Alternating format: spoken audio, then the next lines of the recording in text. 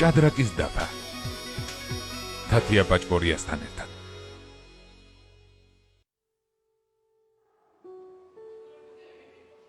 საწავიდან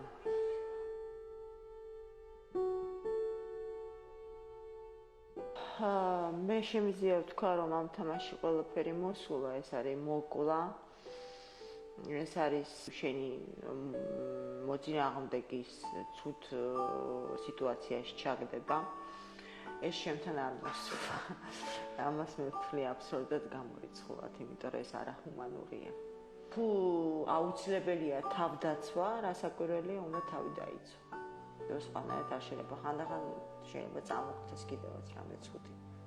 მაგრამ მე ასე ვთქვათ, განმარტავს, როდესაც შენ რაღაცას აკეთებს ცუდს, მაგრამ შენ განმარტავ იმას, თუ რატომ აკეთებ ამას.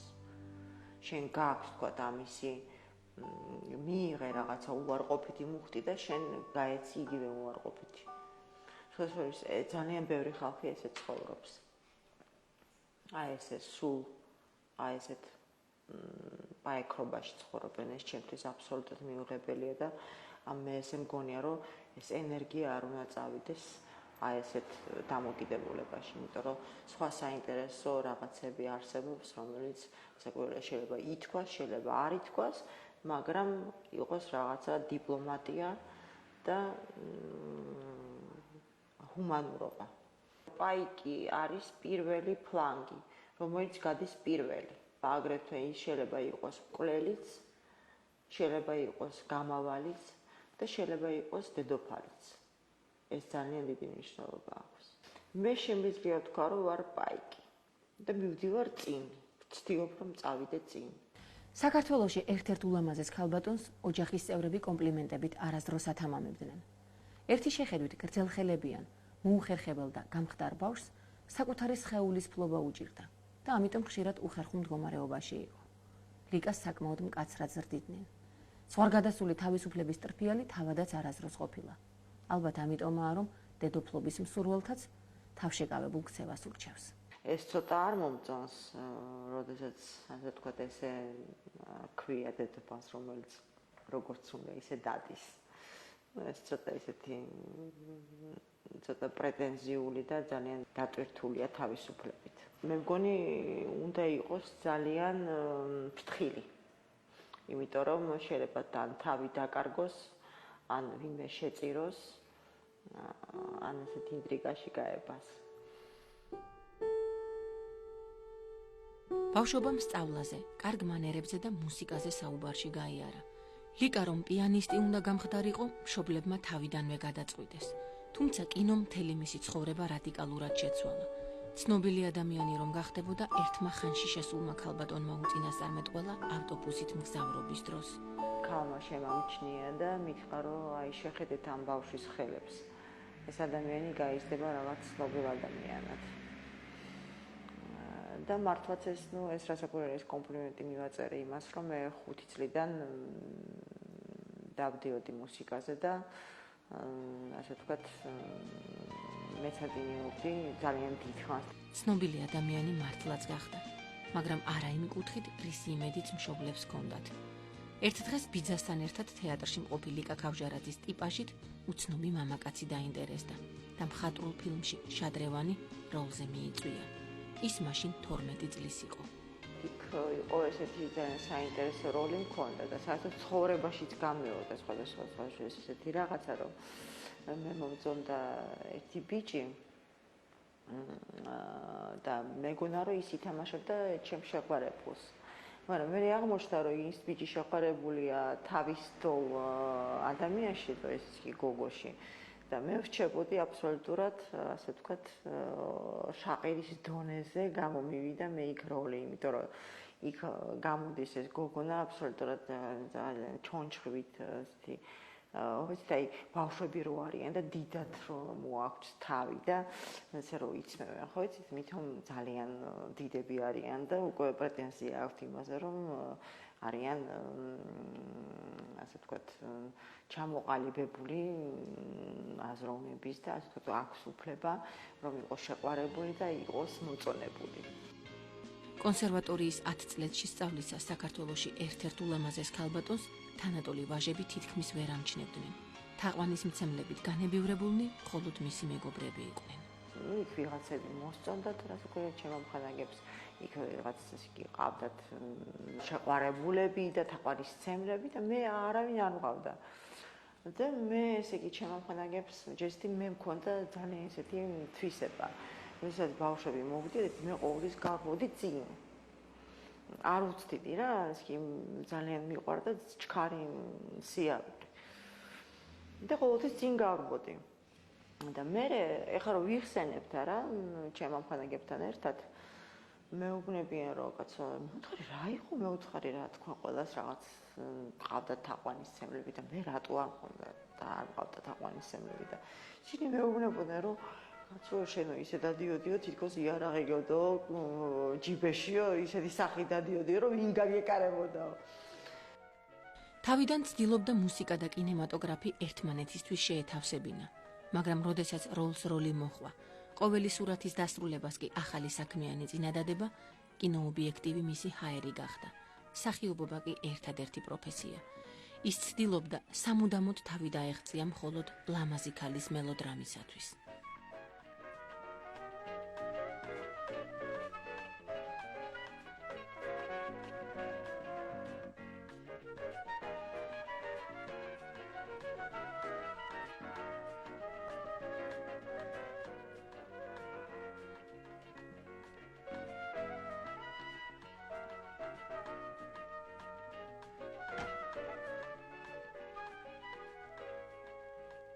Strangers in the night, exchanging glances, wandering in the night.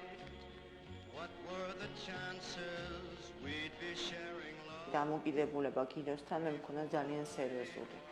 ეს არ იყო იმისთვის თქვათ მე იმისთვის არ მუშაობდი და იმისთვის არ ვაკეთებდი როლს რომ მე გავხდარიყავი პოპულარული. ეს იყო აბსოლუტურად ცალკე სამუშაო, როგორც არის ცალკე თქვათ მუსიკა სწავლობ, ხო? მუსიკა მე გაგაქვს კონცერტზე. იქ პირდაპირ თქვათ, ხო, იღებენ და შენ ეს იბეჭდება ის ადგილი, რომელიც არის წარმატებული, ის ადგილი რჩება. და ეს ხდება არა, ესე ადვილად არ ხდება, იმიტომ რომ ის ხდება შეიძლება გაკეთდეს 2 დუბლში, შეიძლება გაკეთდეს 3 დუბლში, შეიძლება გაკეთდეს 1 დუბლში. ის ეკრანზე გამოჩენისთანავე აღიარეს. გარეშე თვალისათვის ყველაფერი იოლად ჩანდა. თუმცა უკვე პოპულარული ლიკა ქავჟარაძისათვის როლზე დასამტკიცებელ პერიოდს ყოველთვის ისეთივე ნერვიულობა ახლდა, როგორც დამწყებ არტისტებს ჩვევიათ ხოლმე. მას თავი უალტერნატივოდ არასდროს მიაჩნდა. გიღებდნენ სურათებს, გიღებდნენ ვიდეოზე, გიღებდნენ ეპიზოდს და ესე არ იყო რომ იცი რა, აი უცბად ლიკა ქავჟარაძე მომწონს და უნდა გადავიღო. ეხლაც კი როდესაც 27 დრაკონი გადაიღეს, მე მქონდა პრობლემები. ესე არ ყოფილა რომ იცით რომ იცით, ქავჟარაძემ უნდა ითამაშოს და მეტი არავინ და გათავდა და მორჩა. ყველა ფილმს სდებდა, ასე ვთქვათ, ნერვიულობა და ყველასთვის სდებდა სტრესი. მხრივ რომ თქვათ აგირჩევენ, არ აგირჩევენ, მაგრამ შენ ეს კი მაქსიმალურად ცდილობდი რომ შენ ასე ვთქვათ დამტკიცებულიყავი. მან თითქმის 34 ფილმში ითამაშა. მის ცხოვრებასა და კარიერაში ყველა მათგანს განსაკუთრებული ადგილი და მნიშვნელობა ჰქონდა. ის თვლის, რომ თვითეულ როლზე მუშაობისას მაქსიმალურად დაიხარჯა და გულისწყდება, რომ მის მიერ შექმნილი სახეებიდან განსაკუთრებული პოპულარობა მხოლოდ მარიტამ მოუტანა თენგიზ აბულაძის ფილმში ნატრის ხე. რა შედი ელიოს? ჭასათხრი. აქ ჭეს რა უნდა? ნატურის თვალს ვეძებ. ნატურის თვალს.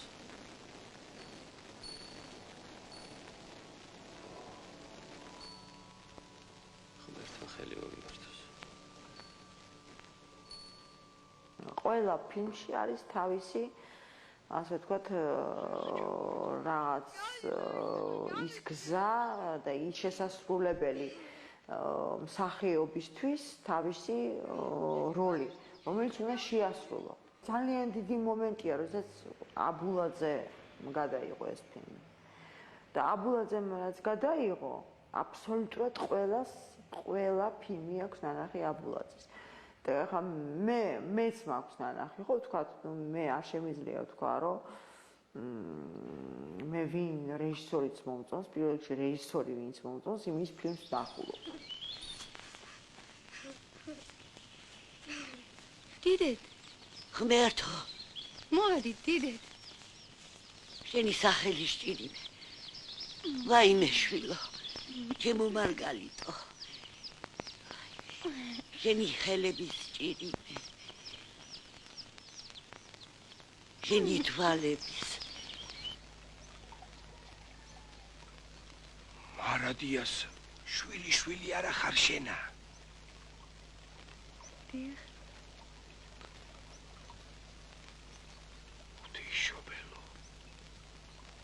ნინო წმინდა. გლეხის ქალი და ესეთი ლანასი. ჰა.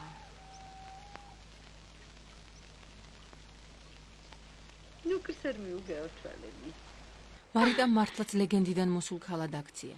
ადამიანთა თვალში სამუდამოდ ყოფისეულ წვრილმანთა მიღმა დატოვა და შეუნარჩუნა მისდამი უსაზღვრო სიყვარული. თუმცა ზოგიერთები საკუთარ განწყობას საკმაოდ უხერხულად გამოხატავდნენ. პარადოქსი იყო ჩემთვის ის, რომ როდესაც მე გავდივედი ქუჩაში, ხმაყურებელი, то есть ეს ის ხალხი, რომელსაც ნანახი ქონდა ნატრისხე, ესეთი იდით მეუბნებოდნენ, ეს ის არ არის ვირზე რო იჯდა?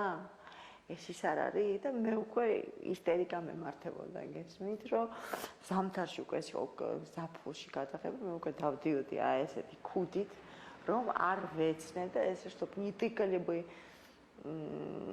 руками, что это девочка вот эта та, которая сидела и атанцеზე ხო იცი ეს არ არის ტალანს რო ესვრიან. ну არასასიამოვნოა. ყოველთვის წინდა იმიტომ რომ მსახიობებს ცოტა ისე ექცეოდნენ, ხა არ ვიცი, ეს ის მსახიობი არ არის და რაღაცა, ხო იცი, თითქოს თვითონ ხა თვითონ თავის პროფესიას უფრო მაღალ დონეზე აყენებდა და თვითონ არის ის რა განცდები და რა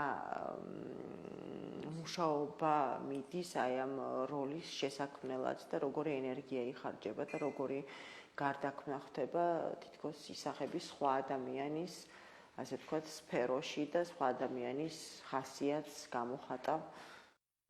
შეუძლებელია ადამიანის ენერგია ყოველთვის აქტიურ მდგომარეობაში იყოს. მით უმეტეს შემოქმედებითი ენერგია. ზოგადად პროფესიონალიზმიც ამ მომენტისათვის მზადება და მისი სათანადოდ გამოყენებაა. შესაძლოა ამაში ვინმე არ დაგვეთანხმოს, მაგრამ ლიკა ქავჟარაძისათვის ამ ფაქტორს ყოველთვის უდიდესი მნიშვნელობა ჰქონდა. ადამიანი ვთქვათ, აი ცხოვრებაში როგორ ტალღაზეც არის, ახლა ტალღას შეიძლება ისე ვთქვი რაღაც განყენებულად და ცოტა ისე, როგორ ტალღაზეც არის, ხო, აი ტალღაზე შეიძლება რომ გამოიყენო. ესმით? ეს სხვა საქმეა, რომ შეიძლება აი იცი რა, ახლა მსახიობი ხარ, შენ შეიძლება მოგცენ როლი სულ სხვა, შეიძლება იმ ტალღაზე არ იყო, მაგრამ მაინც შეასრულო. ეს უკვე პროფესიონალიზმია და ეს უკვე მუშაობაა და ეს არის უკვე ჩამოყალიბება მსახიობის ასე ვთქვათ, ცნობიერებაში თუ როგორი სახე უნდა შექმნა. მაგრამ ამასაც აქვს მნიშვნელობა, აი მაგალითად ხა რეჟისორი როდესაც ვთქვათ, წეს რამდენიმე სცენარს, ხო? ვთქვათ, მთავარი როლის შემსრულებელი არის ისეთი ადამიანი, რომელიც ვთქვათ, შეიძლება ისეთი როლი აქვს ნათამაშები და ისეთი როლები აქვს ნათამაშები, რომ შეიძლება თქვა, რომ იცი რა, არ უთამაშია, მაგრამ შეიძლება ცხოვრების ისეთ ტალღაზეა, რომ ზუსტად იმ როლისთვის არის საჭირო. გესმით რას ვამბობ? ეს არის ძალიან ისეთი ფსიქოლოგიური მომენტი და გამოყენებითი მომენტია, მაგრამ შეიძლება ამ დროს ძალიან დიდი წარმატება ქონდეს მსახიობსაც და რეჟისორსაც. მას როლისთვის არასდროს უბრძოლია. თუმცა, როდესაც საქმე მისი საყვარელი მწერლის, გრიგოლ რობაქიძის ლიტერატურული გმირის სახის შექმნაზე მიდგა, იგრძნო, რომ ჩაკლულ სულში ეს გმირი მხოლოდ მას უნდა განესახიერებინა. ეპიზოდი, რომელიც სინჯებზე გადაიღეს, მოგვიანებით ფილმში მოხვდა. მაშინ ლიკა საბოლოოდ დარწმუნდა, რომ როლი მას ეკუთვნოდა. ორი ასე ვთქვათ, მეპაიქრე იყო იქა. ეს იყო ლარისე გუზეევა და მე. ხო და როდესაც გადაიღეს ფილმი, ესე იგი შინჯი როცა გადაიღეს, მე პირდაპირ დაურეკე. და არც იყო გადაღებული, მე დაურეკე გუგული მგავაზეს, რომ უთხარი, რომ გუგული იცით რა, მე უნდა ვითამაშო ეს როლი. და არა სხვა. და მართლაც დაანიშნეს სინჯები და მე გავიმარჯვე.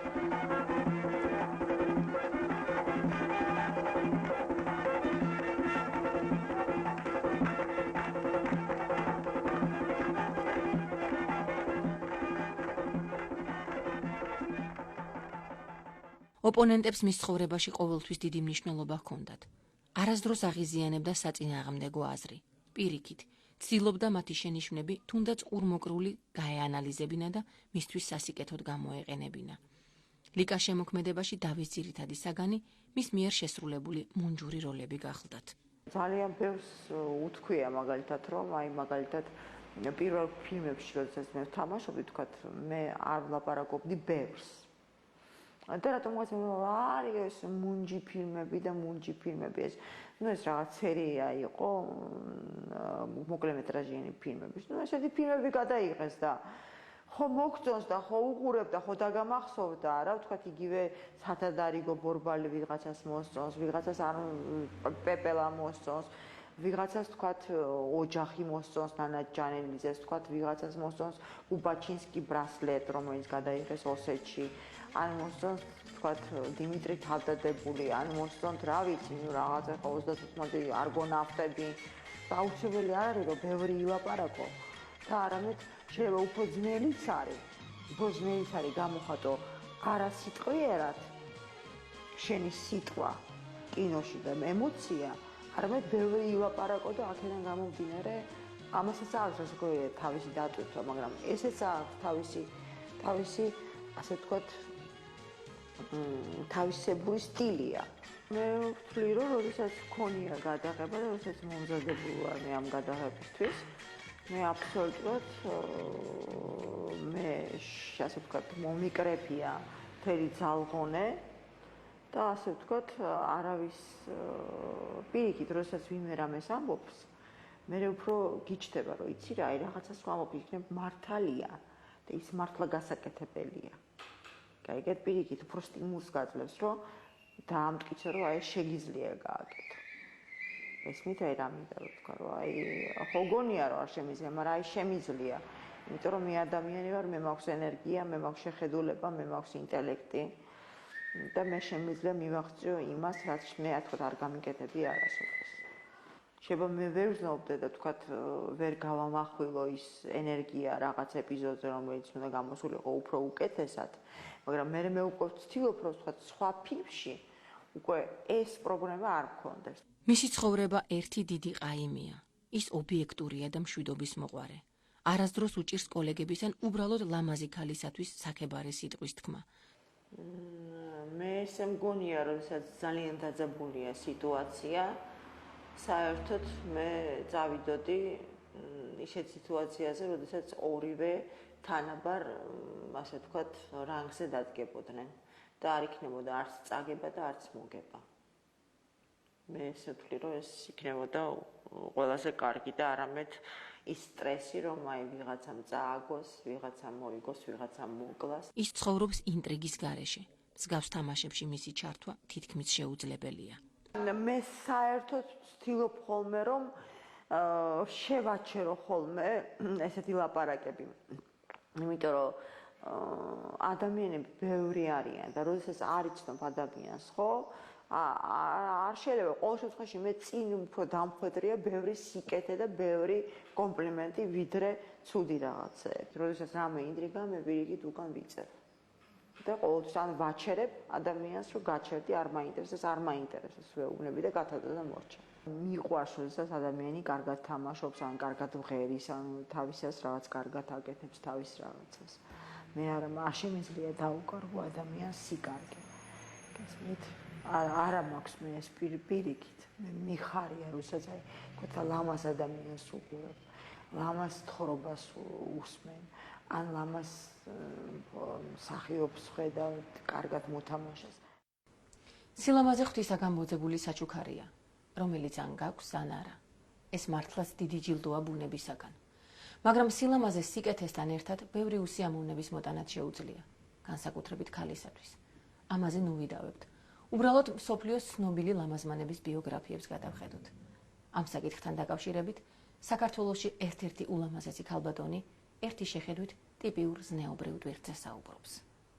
თუ ცხოვრობ რელიგიურად, ასე ვთქვათ, გააქვს შენ რელიგიური ის რომ წამსი, შენ უნდა იყოს სუფთა, შენ უნდა იყოს ობიექტური, შენ უნდა იყოს ადაპტაცია უნდა გქონდეს ყველა სიტუაციაში.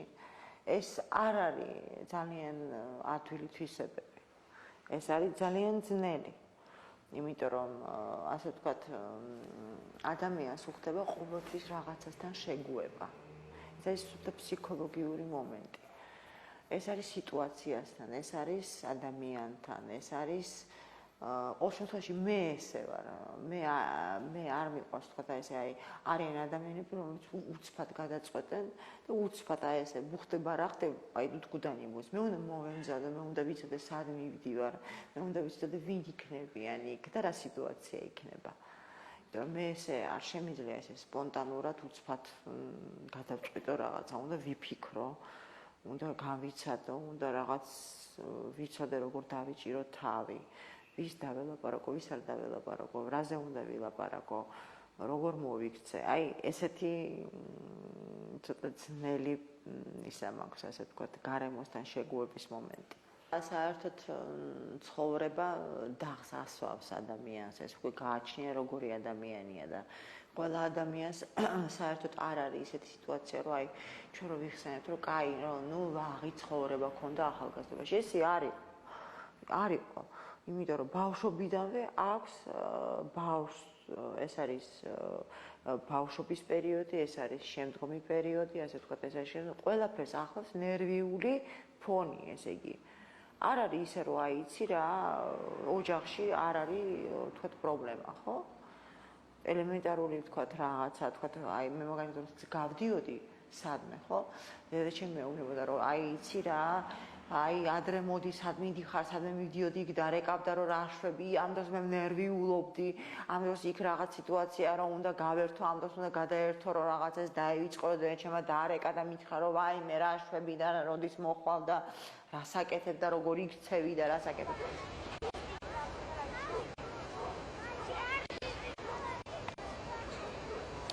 რა მაინტერესებს? რატო კითხულობ ყოველ წუთში რიცხვს? დღეს რა დღეა, დღეს რა რიცხვია? არა, სიყვარულის დღეა შენთვის სულ, მაგრამ რატო კითხულობ რა რიცხვია? მსახიობს სხვანაირად უყურებენ და ვაიმე თქვა რომ ვაიმე რასაგავს ესე და რა აცვია და როგორ არ გამოიყურება საწყალი შეიძლება თქვან რა აცვია, მაგალითად მე ხო ხანდახან ჩემამხანავს გამოუვლია მაგალითად მანქანით და უთქვია რომ ლიგა რა გაცვია, აი რა ჩაიცვით რაღაც ლამაზი რაღაცა გესმით და მე ჩავსვლად მაიკაში რაღაც ჯუბკაში და რაღაც დაუხატავი და აბსოლუტურად არაშესაფერისი თქვა თან კაფეში მივდივარ თან სადმე და აბსოლუტურად არ მაქვს ეს კომპლექსი რომ მე აუცილებლად უნდა ვიყო ჩაცმული აი ახლა სადმე გავდივარ და აუცილებლად ვიყო ჩაცმული რაღაც მაღალ ქუსლებზე და ლამაზ საცმელში და რაღაც აი როგორც ვარ რაც მაქვს და რისი შესაძლებლობაც მაქვს იმას ვიცნობ და ისე გავდივარ როგორც ხასიათზე ვარ.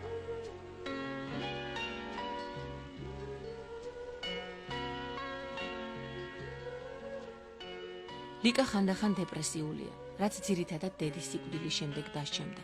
ამ მდგომარეობიდან გამოსვლაში ერთ დროს ხატვა დაეხმარა. უბრალოდ გართობიდან სერიოზულ ნამუშევრებამდე ნელ-ნელა მივიდა. დღეს მას ხატვისთვის არც განწყობა აქვს და არც აღებავები. ლიკას ახლა მხოლოდ სამუშაო გარემო, ახალი როლები და ძალიან ბევრი საქმე სჭირდება.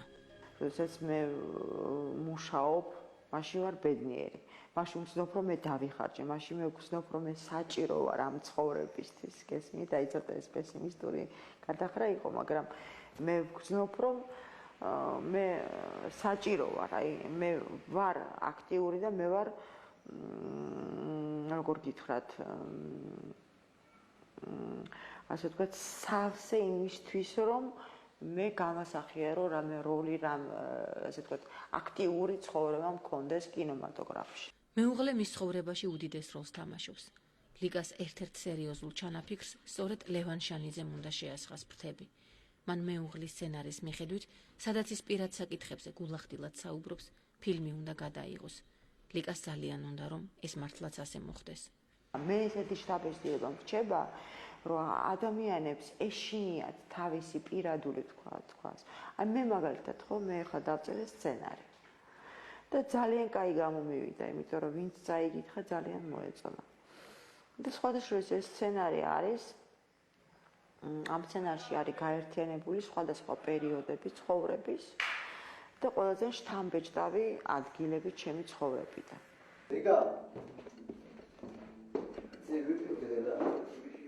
High definition video, sadvision, high definition-ში გამოვათვალა და თავი შუთი იყოს კარგად და როგორ უნდა დამახმარო რომ განათებას რომ მოვიტან ჩემი წოხელი რა აი განათების ხარჯზე გამოვოთ რა და სტრელა იყოს აუცილებლად რა ნაოს შენ რას ფიქრობ ატომ რომ მოიყვანა იმ გოგოზე ხო ხარ სურათი ქსაკისა და რენა მაჩვენ მანდრო არის იმიტომ რომ მე მგონი არა ნახე მაგრამ შენს გქონია ესეთი მომენტი რა იმიტომ ხა სიცოცხლეში რომ ნახე ცოტა სხვანაირია იმ სურათებში სხვა ძალიან ცვალებადი სახე არის რა მე მაგალითად მე ესე მგონია რომ მე ამ საქმეს მე უნდა დავეხმარო რაღაც მომენტებში როდესაც არის რაღაც ეპიზოდები მე უნდა გაუზიარო ის შეგრძნებები და ის გზნობები რომელიც მე მქონდა მართლა ცხოვრებაში უფრო კარგად ითამაშე ვიდრე შენ უთხრა ვაფშე აზე არა ხარ რა ხდება და როგორ ხდებოდა ეხა მომისმენ აი ჩემი პოზიცია როგორი არის მაგასთან რა შენ პოზიცია ისაა რომ შენ უნდა მომისმინო მე და მე უნდა რამე თუ გინდა დაამატებინო მსახიობს თამაშს აი მომისმინე შევსახებეთ ესე შენ დაელაპარაკები მსახიობს მოუყვები როგორც იყო ხო მაგრამ მე დაამტოვე და მე რასაც მინდა იმას გავაკეთებ ხო შენ ესე კი მე უსტაპაროზნია გუგაბა სატებუჯის თვარე არა ხო ნუ და არიცი ლიგა გემზე ორი კაპიტანი არ შეიძლება ხო მე გადაღების დროს კაპიტანი მე ვარ ჩემს იღებენ შენ დაწერილიდან ავიდეთ ძირითადი სიუჟეტი იდეის ავტორი შენ ხარ და თანაავტორიც ხარ პრინციპში სცენარის ხო აქ მიდის რუსად იმაზე ლაპარაკი რა დავარქვით ფილმს რომ სიცოცხლე საამურია ნუ ზამბარა ეს მუშა სახელი შეიძლება დავარქვათ მაგრამ სიცოცხლე საამურია ანუ ჩვენ ვამტკიცებთ იმას რომ ადამიანი აი შენი სახით მთელი ცხოვრება აქტიურობს ბრძოლობს რაღაცას აკეთებს და ამას თუ ჩვენ მივახცევთ ესეც იმის დასტურია რა თულა ჯდომას და რაღაც ბიუჯეტების მოთხოვნას აი ჩვენ მქონეთ კი ხო ჩვენ ვაკეთებთ ეს უკვე გამარჯვება ჩემ მეუღლეს მე ძალიან უყვარვარ და მე ძალიან მიყვარს თუ რასაკვირველია სიზნელები ყოველთვის არის ცხოვრებაში ეს ყოველდღიური ცხოვრება ხო ისეთ სადა ჭამს რაღაც ისეთ წარმოდგენას რომ აი შენი მეუღლე და რაღაცა ხო იცი და რაღაც მაღალ ფარდოვან რაღაცებზე სულ ხო ვერ ლაპარაკობ მაგრამ მუშაობაა გესმით როდესაც მიდიხარ დილის 7 საათზე და მოდიხარ ღამე ну რა უკვე ხა მე მაგალითად ვქონია ეს 27 დრაკონში ხო მაგალითად მე წავსულვარ დილით და მოვსველ ღამე და ლევანი საწყალი მიცდი და ათენებდა მაგრამ არავითარი ნუ შეიძლება დაიხარჯა ენერგია შეიძლება ღელავდა შეიძლება კი არა ღელავდა თქვა ჩემი ქმარი სადავარ მე ამდენი ხანი მაგრამ ну რა ვქნათ ესეთია მსახიობის ესეთია შეიძლება რეჟისორის გინდა იყოს მეცნიერი ეს გინდა იყოს მუსიკოსი ეს გინდა იყოს პოლიტიკოსი ეს გინდა იყოს რა ვიცი ყველა აბსოლუტურად ყველა პროფესია თხოვლობს მუშაობას და მუშაობა სჭირდება დრო